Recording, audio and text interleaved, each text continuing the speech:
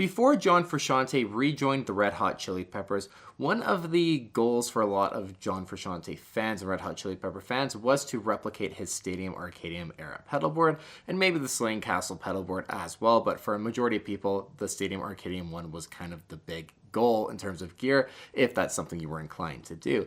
And I was thinking the other day about John Frusciante's Unlimited Love touring pedalboard. Now, this is a pedalboard that has a lot of more modern effects pedals on it and a lot of pedals that are relatively accessible and affordable, and yet no one has really replicated it. On Instagram, YouTube, I haven't really seen, a full-blown version of that pedalboard kind of replicated one-to-one almost, which is rather easy to do if I'm being honest, compared especially to the Stadium Arcadium era pedalboard, for example. It's a lot more feasible, but people haven't done that. So today I thought, why don't we take a moment and go back to my old Stadium Arcadium era pedalboard build that I had a few years ago, and I'm sure majority of you guys don't even know that I used to have this pedalboard. So we're gonna go through some old school pictures. I'll talk about the signal chain and kind of my thought process in building this pedalboard, and we'll discuss a little bit as well as to why people just haven't built an Unlimited Love pedalboard, kind of like the craze was with the Stadium Arcadium era one. So let's get into kind of this flashback of a video. This is honestly pretty crazy to go back and look at my old Stadium Arcadium era pedalboard, and I'm kind of sad that I never finished it and I never kind of fully realized its potential in terms of actually getting, well, in reality, the final piece really being the Electric Mistress or an Electric Mistress style pedal. I never got that, but for the most part, the rest of the pedalboard was done and built. I mean, this was a really fun pedalboard to jam out on and to build. Again, I'm sure most of you guys don't even know that I used to have this thing, and I say used to, and it's because when John announced that he was rejoining the band, I had kind of dismantled it and had just different pedals, in storage or whatever, and I decided, okay, you know what? This is the perfect time to sell a bunch of this stuff, because I'm assuming John's going to come out with a bunch of new pedals, really cool choices on his Limited Love tour pedalboard, which, at the time we didn't realize what the album was called or anything, but the upcoming tour, he's going to have a lot of really cool choices and use a lot of really cool pedals. And this is kind of why I think a lot of people maybe aren't really deep diving into the Limited Love pedalboard as much. It's because the pedal choices, they're not bad pedals, but I mean, it's all MXR and Boss. Like, it's kind of boring, if we're being honest. Like, it's not to, no slight at John or his choices or Henry and, the way they built the board or anything, but it's just not very interesting. I mean, it's a bunch of modern MXR pedals. It's like, okay, cool. He sounds great and the board's fantastic, but it's like, I don't know. It doesn't pique my interest personally into build a board like that unless I was going to really, deep dive into having the physical board to show you guys some tones, but I don't know. I'm not really into doing that for the Limited Love era. And it kind of makes me also miss this pedalboard, because this pedalboard was nuts and just the choices on it were super cool. I mean, the ones that John did, like, having those Moog pedals, they're just crazy cool pedals that do such amazing sounds even outside of the way John did them.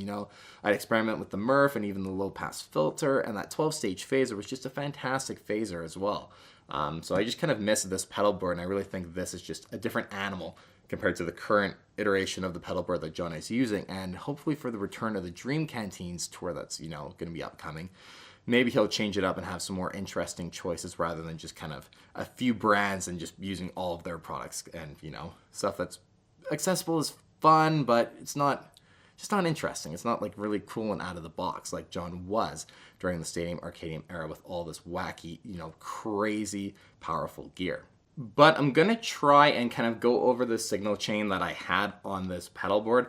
Now, the Stadium Arcadium era is just such a difficult one to really, get the full-on signal chain. I know that JFFX did an interview with David Lee, and he pretty much said that their signal chain looked to be about right. And then there's, someone like Kentaro who's done a whole book on the signal chain and deep diving into the sound.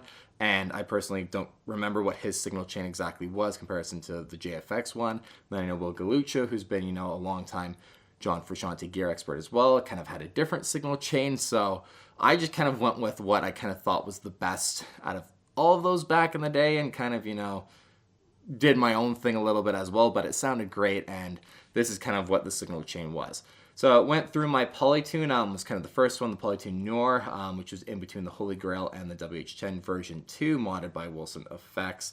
It went to the Moog low pass filter, which because I didn't have a CP251 processor from Moog, I actually was using the 12-stage phaser to get the exact same effect, more or less. It wasn't as close through the 12-stage phaser, but, I was using that function out of it to, get pretty damn close to the Danny California wobble effect. From there, I believe I went to the Murph, I want to say, or no, not the Murph. I went to the DS2, then the Fuzzrite, then I did the microamp and the Big Muff, and that's kind of one thing that John did. He never put things directly right to left on the pedal board. It all was ergonomically done for, the best way for him just to tap dance on everything. So that's how that section was. Then I went to the WH10 and then the Murph, I want to say, or the Murph, then the WH10. I believe I had the Murph post drive is how I did that. From there, I believe the signal chain went to the 12-stage phaser, which the 12-stage phaser, I had through the Moog expression pedal. Then from there, we went to the FM4, the vintage trem from Gaiatone, then into, I believe, the DL4, then the PDS 1002, and then into the CE1 Chorus Ensemble preamp from Triangle Lab, and then into my Wazacraft CE2, which has the CE1 modes. That was before I actually owned a CE1. That's kind of how I got that same effect, using a CE1 preamp style pedal. Then the Wazacraft version of the CE2 for the CE1's actual core sounds, and then the CE1 preamp I just left on the whole time. Oh, and of course, after the mock CE1 kind of system I had there with those two pedals, then I went into the Holy Grail from Electro Harmonics, the actual kind of old school version that John Frusciante actually used. Now, back then we know that he would use the Holy Grail just through the Marshall Jubilee, and then straight out from the CE1 would go to the Marshall Major. So the Holy Grail was only used through 1 amp, but I was using a 1 amp setup back then, and I just used the Holy Grail for reverb when I wanted. And then, of course, I also had for my old school mini Marshall Silver Jubilee, I had the channel switcher to activate the high gain lead channel on the Silver Jubilee. I don't own that amp or that cab either anymore.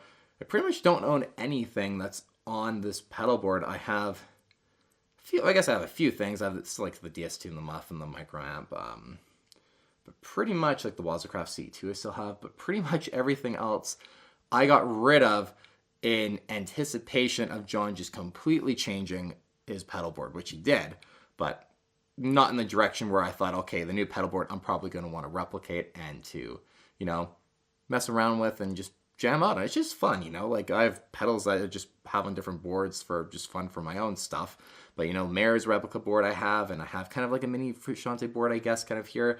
Just fun to have different pedal boards, experiment with different sounds, and, play along to my favorite songs or whatever, right? And this pedal board was a lot of fun. I loved having, the Moogs to be able to replicate those sounds, especially on Danny California. It was so much fun, and I don't know, I just miss this pedal board. This is iconic, and I think that's why you still see so many people who have Stadium Arcadium era replica pedal boards. I mean, you see them everywhere. A lot of guys who are Red Hot Chili Peppers fans have a bunch of the Moogs and, the FM4, and, there's a lot of pedals that are really iconic to that specific era that don't totally transfer over to Unlimited Love. I mean, John Frusciante isn't even using the Moog low pass filter for Danny California live now. He has it on his pedal board, and it's not even being used for that song. He doesn't use any effect for that kind of pre-vert chorus. The effect I'm talking about, where he does those little Hendrixy licks. Doesn't even use that anymore. Doesn't have the Murph, right? So things are just different. And of course, the 12-stage phaser has just been replaced with the Phase 90 now, which, that 12-stage phaser just was one hell of a sound. And I mean, Phase 90 is great, but it can't compete with that. So I don't know. I think it's just, maybe part of his gear choices that people aren't replicating it. And, maybe it's an inspirational thing. And a lot of people just grew up with that, record with Stadium Arcadium and that tour and just really fondly look back upon it. And that's why they wanted, get more of a board inspired by that era compared to the Unlimited Love era. Even though the Unlimited Love era pedal board is just super accessible to build. You can go out and buy a DS1, a DS2. You can go and buy a Big Muff, buy a micro amp. You can go out and buy a Phase 90, a flanger. You can buy so many of the pedals relatively easily that, I don't know. I mean, people are making boards, but not to the degree that they were doing with this. And it's just fun to look back on this old pedal board, and I do miss it. Maybe one day I'll build another John Frusciante inspired pedal board, kind of like I did with the Mayor one, where it's 1-to-1, but the current pedal board that he was using, I just don't feel inspired to do that with. Maybe I'd go back and do a Sling Castle era pedal board. That would be kind of cool, because that's such an iconic show and performance. But I don't know.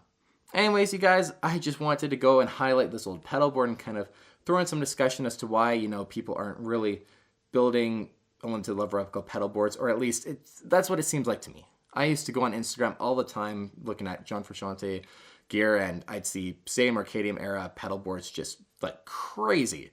And limited love thing, it's like, yeah, okay, you know what? People might get a Variac fuzz on their pedal board for a John Frusciante inspired pedal board. They might add that one thing on it, but not like a full-blown rig like people used to do. So just thought it was worth discussion. I thought I would highlight my old pedal board for you guys, and I've been missing it a lot lately, to be honest, especially the Moogs. Those are just really special pedals, and ever since they discontinued them, prices have just gone up and up and up on them. So if I ever were to buy them again, it would cost quite a bit of money, but you never know. Maybe one day. So until the next episode, you guys, thanks so much for watching. We'll see you on the next one.